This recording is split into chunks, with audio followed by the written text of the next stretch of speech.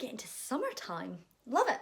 Hello, welcome back to the channel. So I talk a lot about how to get into drama school and that being a path for a lot of actors in the industry in the UK, but I thought I'd take a little bit of a different track this week and talk about how you can crack into the industry and begin your acting journey, your actual career, without any experience. Because the thing is, it is a complete myth when people say that the only way that you can have a successful career as an actor in the UK is through formal training, is by doing a BA.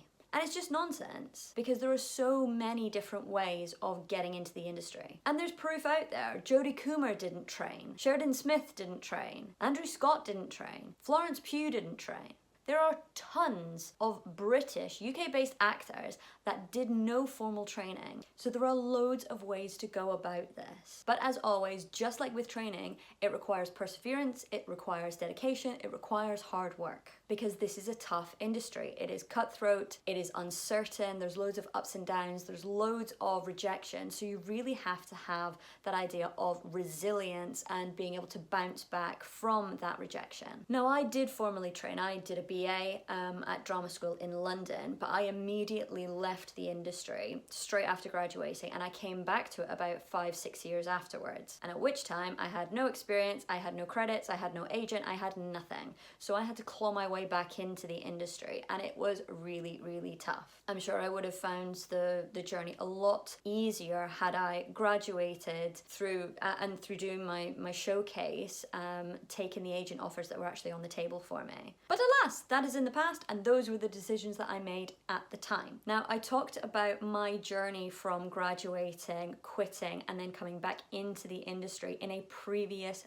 video, which you can find here. So I clawed my way back into the industry, and I did various things that I think are going to be really, really helpful for anybody who is starting out on their journey with their career in acting. So the first thing that I would say to do is sign up for casting websites and start doing some low pay, no pay, profit share student projects that are available on those websites. Now, no, you're probably not going to get a lot of financial return on these kinds of projects, but they are things that are going to get you out in the business, meeting people, getting experience, getting credits, and potentially getting some showreel material. And if you're currently looking at a CV that has absolutely no credits on it, and if you're looking at a big blank space where a showreel should be, then this kind of path is actually pretty good. This is actually where I began. I did a number of student short films, I did a play, I did a number of things through these kinds of casting websites. Things like Mandy.com. I would just say to approach with caution, make sure that you're vetting whoever is offering these roles out, and make sure that you're taking on those projects for a very specific reason, that you're not just saying yes to everything, that there is a specific reason as to why, okay, I'm going to take this project because I get to broaden my network, I get to have this credit on my CV, it's a film, therefore I get to have some showreel material. Make sure that you've actually got a very specific reason why you're taking a project. These are also really brilliant projects to play around with because you get the experience, you actually get out into the industry and you get to do the thing that you like. Especially if you don't have a lot of experience under your belt, this is a really good environment for you to start trying things out and to really kind of test the waters. The next thing that I would recommend doing is workshops. Now, back in the day when the Actors Centre was a thriving little thing, I would go to lots of different workshops there. And a lot of the time, those kinds of workshops are run by industry professionals. So if you're doing a practical based workshop, like learning new accents or doing movement or improvisation or Meisner, then they're oftentimes with those industry professionals who are actually out there casting shows and working with professionals and kind of on that tier that you want to hope to get to. So it's a great way of exposing yourself to those people and being able to collaborate alongside them. And of course, you get to develop those skills along the way, which is brilliant. You also get to meet your peer group. You get to meet other actors. You start to form bonds and friendships, and potentially these are people that you would want to collaborate and work with in the future. You've also got the workshops that are more kind of seminar based or Q&A based, and they tend to be with like casting directors or agents or artistic directors or production companies. And along with you getting some really valuable information about how the industry actually operates, again, you have an excuse to write to them, to actually contact them, because you're broadening your network. The next thing that I would recommend doing, that I did myself when I was trying to crack back into the industry, is start to take account of who is represented by who. If you've got friends around you who are also actors, who are they represented by? If If you go to the theatre, the actors in the shows will likely be represented. So do some research about who is actually getting them jobs, booking them gigs, and start to develop a little database of contacts that you would actually want to get in touch with if you have a new show reel, if you have new headshots. This is an industry that it's not necessarily what you know, it's who you know. So starting to get a sense of who you would actually ideally want to be represented by. And contact the agents if you have a reason to. So if that student film that you did, they've given you the footage back, then send an agent a link to it if you're wanting to seek representation from them. But the big rule is that you don't pester agents. You don't email them multiple times a week. You don't email them even once a week. And you certainly do not call the office. The next thing to think about doing is contacting casting directors. Now, these are the people that are the keepers of the keys when it comes to the actual jobs that are out there. And I actually had a little bit of luck here. I ended up writing to a good few casting directors, and most of the time you got absolutely nothing in return. But there were a couple of times where I actually got emails back with offers for auditions because it just so happens that they were casting something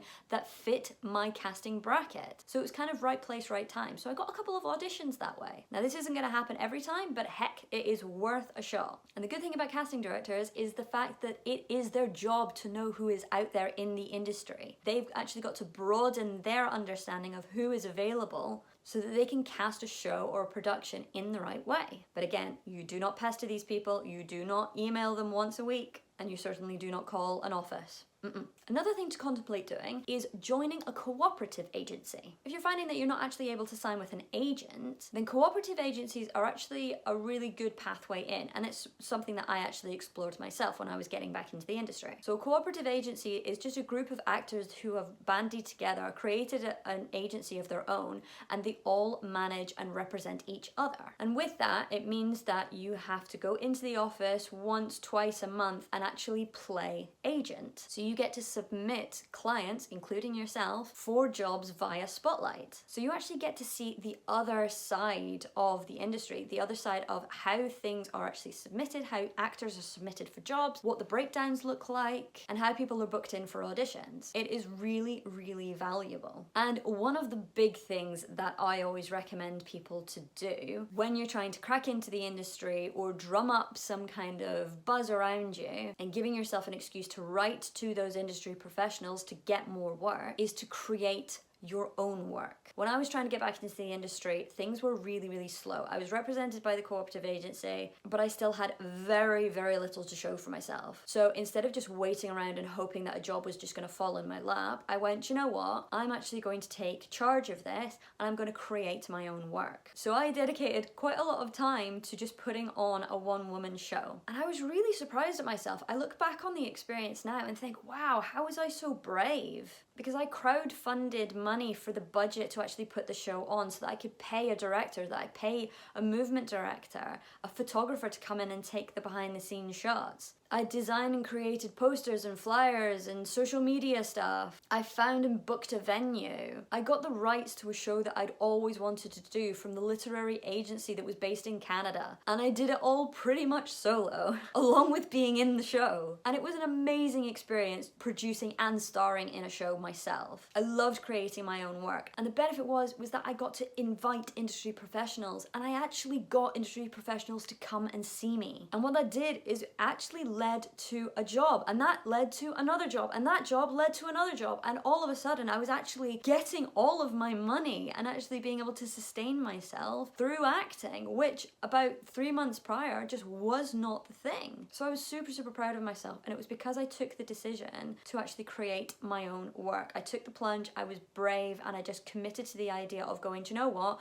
The industry isn't giving me anything here, so I need to give myself something. Now, if this is something that really interests you, if you want to actually create your own work, if that's something that you think that is going to be the path for me, that's going to make the difference in my journey, in my career, then let me know, because I'm thinking of doing a completely separate video on this entire subject. So if that is something that appeals to you, then drop it in the comments below, let me know what you think, and I will get a little video cobbled together. So there we are. They are the top things that I recommend doing at the very beginning of your journey if you're wanting to start your acting career with no experience. If there there are any things that you think that I've missed out, drop them in the comments below. If you have any questions or any comments there, drop them in the comments below. I'd love to get back to you. But in the meantime, make sure that you like this video and that you subscribe to the channel. And until next time, bye.